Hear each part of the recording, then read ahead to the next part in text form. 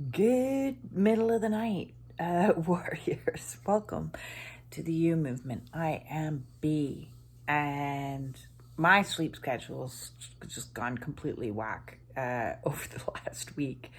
Waking up in the middle of the night, trying to get sleep when I can, either in the mornings or in the evenings. Which I'm kind of used to at this stage.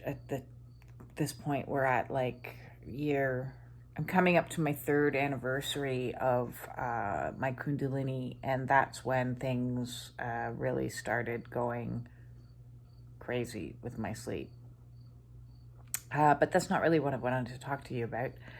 I have been experiencing in the post-shadow period of this full moon lunar eclipse a lot of heart chakra stuff. And it's funny because, well, not funny, haha, but funny, peculiar. I have noticed a theme in full moon energy, which is a real pull into the connection, the 3rd energy, as it's so called, on this twin flame journey. So those of you out there that resonate with twins, you may understand what I'm talking about. Otherwise, those of you that resonate with Kundalini Awakening, you also might understand a little bit about what's going on. It's like, so how it's described is when you and your twin come together and meet for the first time, look each other in the eye or whatever. And it may not be the first time, because I had met my twin a couple times in a business setting, and I didn't have an activation, so to speak, until about the 4th time that I was aware of. I'm sure there was exchanges of energy, but I wasn't consciously aware of it until the 4th time, when I had, at least the 4th time, if not the 5th time, when I had my heart activation, and then a day later had my Kundalini. So that was 3 years ago. And after that, what happens is the creation of what's called the 3rd energy, this energy that exists between you guys in the spiritual realm. So how I kind of look at it is like there is a tube of epoxy glue. Sorry for my analogies. Sometimes I'm trying to use references because I'm a home DIYer all the time, and I happen to love epoxy glue. It's very useful. But epoxy glue, if you've ever seen it, comes with 2 canisters that are 1 unit, but they're separate. They're separated. And it's not until you squeeze them together do they begin to merge.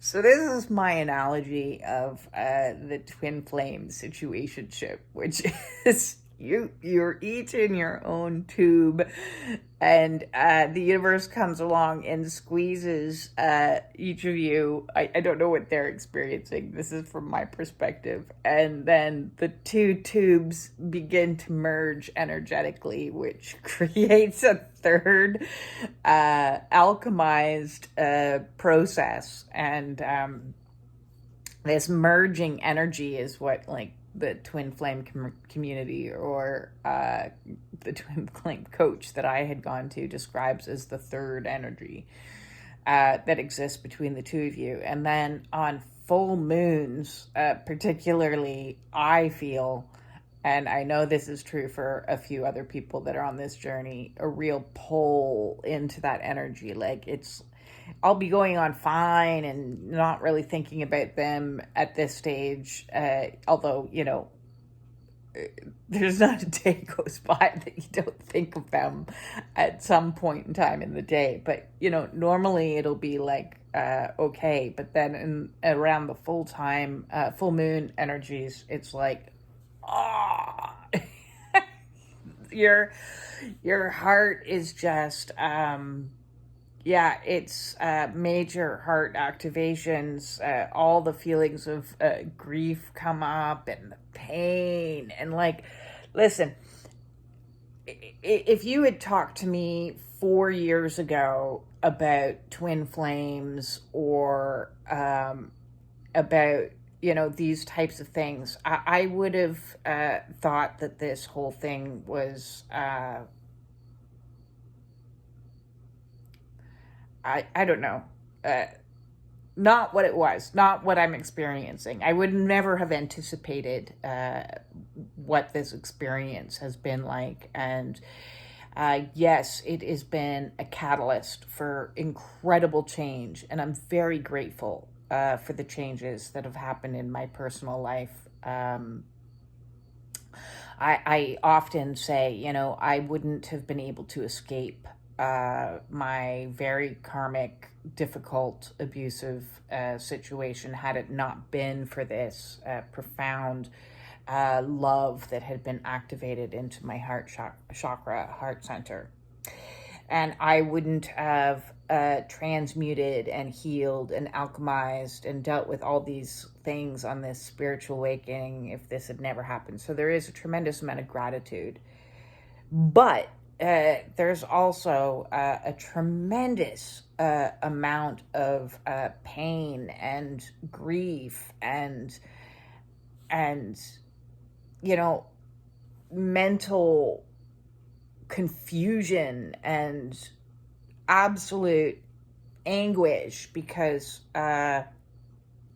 for me personally, I'm 51 now, and I've not had a good go at relationship. I've by no means mastered relationship, and this awakening comes along to awaken you to your own roles in making choices and decisions through your life, and you see things from a whole new perspective, and that perspective can be very difficult. And it's challenging. It's challenging because we use relationship as a means to feel belonging, to feel acceptance, to feel love. And when you have a lot of trauma, you hold on to things and stay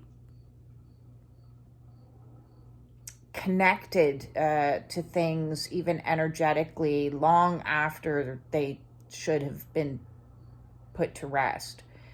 And it's something that I've struggled with my whole life, if I look back, is letting go. Letting go is not something that's been easy for me. And long after relationship had died, I'd still be pining and, why couldn't it have been like that? Why? And so this twin flame situationship kind of triggers all of your wounds, and it hurts. It hurts a lot. And so I've been in the energy for the last 24 hours of, why did it have to be like this? Why this separation? Why could it have been something different than it is? And it's challenging because, grieving the loss of something that you saw in your mind's eye as having all the potentiality of being the most beautiful thing in the entire world, and then it not turning out like that, because that's not the point of it. The point of it is to heal you. It's a healing. It's a spiritual awakening. It's not a romance, but the heart doesn't really necessarily understand that. At least mine doesn't. My heart seems to be a little bit dreamy. The romance of it still tries to catch it, and it's challenging. It is really, really challenging. This journey, as they call it, and I'm not the only one. And I've talked to a good few other people that really have struggled with letting go and moving on, and because it's not like you can just forget this person. It's constantly like it's shoved in your face. The universe doesn't let you forget. You see their name everywhere, or you think of them nonstop, and your mind is like, this is ridiculous. You knew this person for a small amount of time. I didn't even have a romance, like an actual relationship with this person. It was a business contact. So, but you're like pulled into it. Your mind is pulled into it. Your heart is pulled into it. You have zero control over it. And you grieve it. You grieve for what you wish it could have been. It was like given a sample, and that first stage of my awakening, that bliss phase, was like when I had all those activations. My bliss phase started just leading up to before my Kundalini, and then just thereafter there was a stretch that it was just like, wow, there's the prospect of having the best relationship ever. There's the prospect of having the best life ever. I want all of this. And it's like the universe gives you a sample and then takes it away. It's all kinds of crazy. It's all kinds of crazy. So one of the things that I've been doing is the 100-day Zen meditation challenge, which is to do 100 days in a row of 10-minute Zen meditation box breath, which is 4 breaths in, 2 breaths hold, 4 breaths out, 4 counts. 4 counts in, 2 counts hold, 4 counts out, 2 counts hold for 10 minutes. The fine print is you have to do it for 100 days in a row. If you break the 100 days, you have to start from the beginning again. And I was doing it today. Today I'm on day 4. And I was doing it because, my heart, as I said, has been really just like, and I'm all like, in this crazy energy that comes along with this journey. And I know I'm not the only one, so at this stage. And what I really was connected with is through the breath is how much it alleviated a good bit of that grief and that heart pain, that yearning, that pull into that third energy that I was talking about. And it also reminded me because recently a lot of people have been talking to me about quitting smoking. And quitting smoking is a heart chakra wound, or smoking is a heart chakra addiction. So I've done a couple videos on heart chakra stuff. So it seems like there's a theme going on right now, is what I'm noticing. Is that heart chakra is being cleared and worked on for people. It certainly is for me. And the only way through is through. And grief is unpleasant. Longing is unpleasant. Pain is unpleasant. So you don't have to like it, but you do have to experience it. And that means experiencing it without soothing it through cigarettes. So I'm wondering, you know, I'm seeing the connection of people trying to give this up while at the same time, because as an empath, I pick up on not just my energies, but the collective energies. If a lot of that is because we're clearing out heart chakra stuff. So if you're experiencing heart chakra activations, clearings, expansions, any of the above, all of the above at the same time, drop me a comment. Let me know what tools and techniques you're using that aren't smoking to help assist your heart chakra in opening, because I'm curious, and I'll give it a try if I'm not already trying it. You know, I do a lot of heart focused stuff with aromatherapy. I use rose oil, which is very nice. I wear rose quartz now routinely.